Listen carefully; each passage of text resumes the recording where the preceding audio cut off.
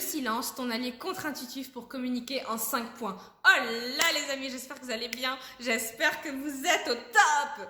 Si tu ne me connais pas encore, je suis Solène Benini, la personne qui t'accompagne à devenir ton jeune, ta jeune d'exception, c'est-à-dire un jeune plus confiant, plus déterminé, plus inspirant, afin de réaliser ton chef-d'œuvre existentiel, c'est-à-dire le rêve pour ta vie quel qu'il soit, et ainsi attirer à toi d'autres jeunes d'exception, c'est-à-dire des jeunes, comme je viens de le dire, extraordinaires, inspirants, afin de créer des amitiés sensationnelles, transformatrices, inspirantes pour toi et pour le monde. J'ai nommé des amitiés d'exception. Et dans la vidéo d'aujourd'hui, ce qu'on va voir, c'est comment est-ce que le silence peut devenir ton allié contre-intuitif en 5 points. C'est tout de suite et c'est sur Jace. Avant tout, si ce n'est pas déjà fait, je t'invite à t'abonner. Abonne-toi tout de suite en cliquant sur le bouton rouge, le bouton s'abonner juste en dessous de YouTube, parce que dès demain, je te publie une nouvelle vidéo de conseils en confiance en soi, en estime de soi, comment tout péter aux études, au lycée, à l'université, comment devenir une bombe là-dedans, et surtout comment créer un lien exceptionnel, on fire, transformateur. Et en tout cas, surtout comment créer du lien avec des nouvelles personnes et comment pérenniser, comment créer une amitié durable et inspirante avec les personnes avec qui tu es déjà ami. Donc si tout ceci t'intéresse, abonne-toi tout de suite. Maintenant que ceci dit, rentrons dans le vif du sujet. Donc la première chose que j'ai comme conseil pour toi, c'est respirer. Donc souvent, le silence, on en a peur. On en a peur parce que c'est comme un gros vide. Des fois, on le voit comme un gros vide et des fois, on le voit comme si il y avait un problème en fait. On considère le silence comme un problème, en mode, d'accord, qui c'est qui parle maintenant ? Respirer, c'est important parce que souvent on parle beaucoup trop vite et en fait quand tu ne respires pas et quand tu parles trop vite, tu peux perdre facilement ton interlocuteur, facilement, parce que je vais donner un exemple. Quand tu écoutes les gens qui parlent trop vite, que ce soit des personnes qui justement parlent trop vite ou bien des gens qui sont hyperactifs par exemple, n'est-ce pas?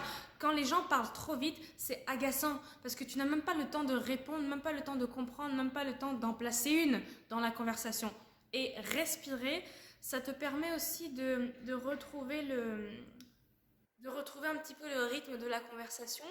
Et le silence, il te permet aussi, en respirant, donc de prendre des pauses et de rebondir sur des arguments que tu aurais pu dire. D'accord? Donc respirer, c'est important. Le deuxième moyen contre-intuitif que j'ai pour toi, c'est prendre le temps de réfléchir. Le silence, du coup, c'est corrélé au premier. Ça te permet de prendre le temps de réfléchir, de prendre le temps aussi de mieux écouter l'autre et de chercher mieux tes propos pour rebondir sur les siens.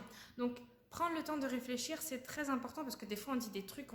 Combien de fois nos parents nous ont dit « Tourne ta langue cette fois dans la bouche ». Tu la connais celle-là, n'est-ce pas? On te l'a trop dit. Moi aussi. Moi, vraiment, la première. Et justement, prendre le temps de tourner ta langue 7 fois dans la bouche, tu parles pas à ce moment-là, tu tournes ta langue, enfin c'est une image, mais en tout cas tu te tais en fait quand c'est ça. C'est la même chose, sauf que là je te dis pas de tourner ta langue factuellement, mais de prendre juste le temps de réfléchir, c'est tout. Et rappelle-toi si tu veux de tourner ta langue, en fait tu peux compter jusqu'à 7, tu vois, j'avais pas prévu de le dire parce que j'y avais pensé, mais tu peux compter jusqu'à 7 en prenant le temps de réfléchir, dans ta tête. Évidemment, pas à vote. Le troisième point, c'est le silence te permet de prendre le temps d'analyser et de bien écouter la personne avec qui tu discutes. Donc au final, c'est corrélé aussi au premier et au deuxième point, c'est que le silence va te permettre vraiment de bien écouter la personne qui est en face de toi parce que tu vas laisser un temps de parole.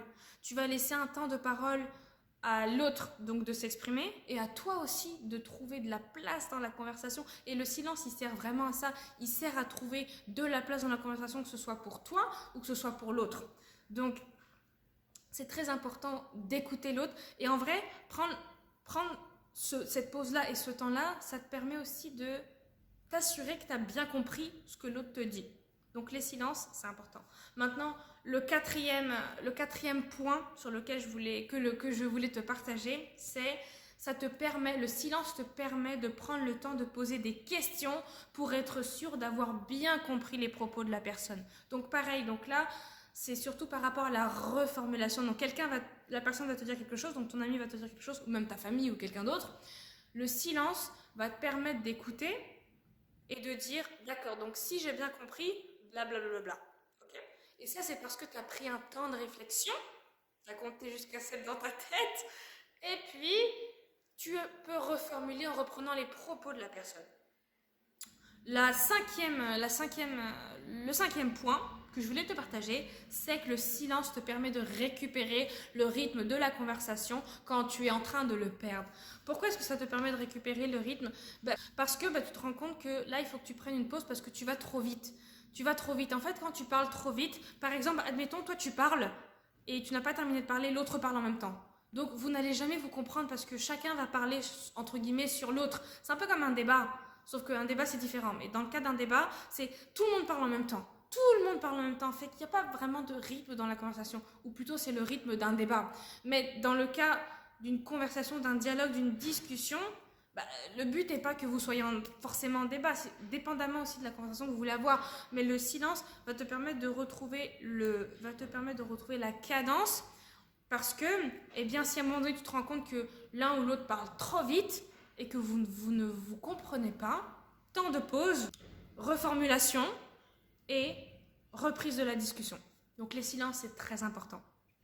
Voilà les amis, la vidéo d'aujourd'hui est terminée. J'espère qu'elle t'aura plu, qu'elle t'aura inspiré, qu'elle t'aura parlé. N'hésite pas à me dire ce que tu en penses par commentaire parce que la discussion continue en dessous. Et si ce n'est pas déjà fait, je t'invite à t'abonner tout de suite. Abonne-toi parce que dès demain, je te publie encore une fois une vidéo de conseils en confiance en soi, en estime de soi. Comment tout péter au lycée, à l'université, comment cartonner, comment révéler ton jeune d'exception en connectant à ton potentiel réussite et comment créer un lien extraordinaire avec les autres. Et surtout, développer et pérenniser une amitié durable lorsque tu connais déjà des gens depuis des années.